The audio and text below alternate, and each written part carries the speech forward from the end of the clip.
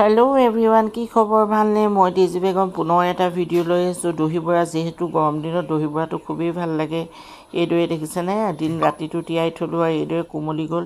ইফালে মই তেতেলী এইদৰে সানি লৈছোঁ। তেতেলীখিনি চফ্ট হ'লে এইখিনি আৰু মই এটা ধুনীয়া চাটনি এখন বনাম, যিহেতু আপোনাৰ জেলি এটা বনাম, যিহেতু দহি বৰাৰ লগত খুবেই ভাল লাগে। আৰু আপোনালোকে কোনে কোনে দহি বৰা ভাল পায় ক'বচোন। এইদৰে মই তেল দি ল'লোঁ কেৰাহীখনত।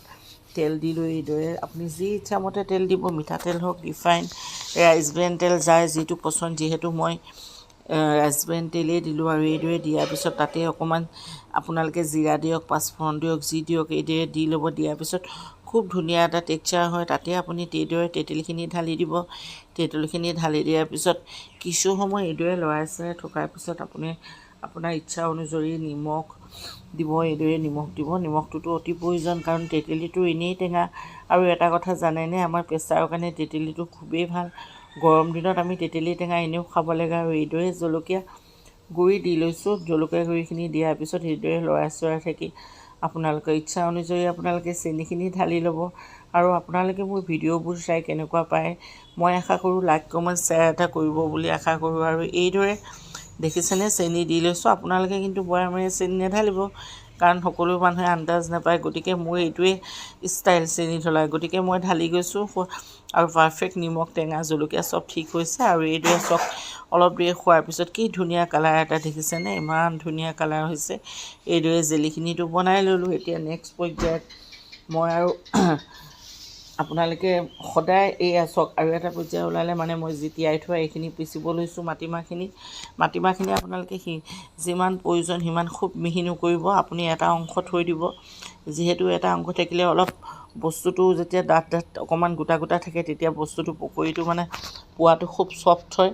আৰু তাতে মই অকণমান দেখিলে নহয় এইদৰে বেকিং দি লৈছোঁ।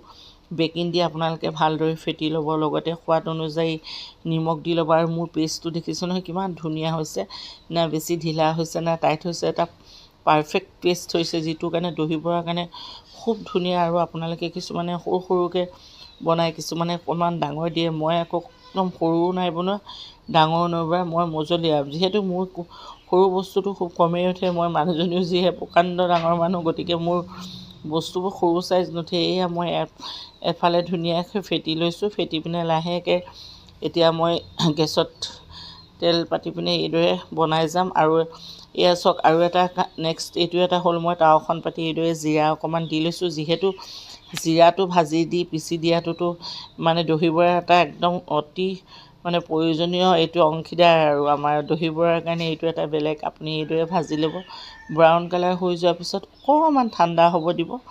ঠাণ্ডা হ'লে লাহেকৈ আপুনি বেল্লা বাৰী হওক বা পতাতে হওক, যিহতে হওক পিচি ল'ব। আৰু এইদৰে মই বৰাখিনি চাকিবলৈ কাৰণে তেল দি লৈছোঁ।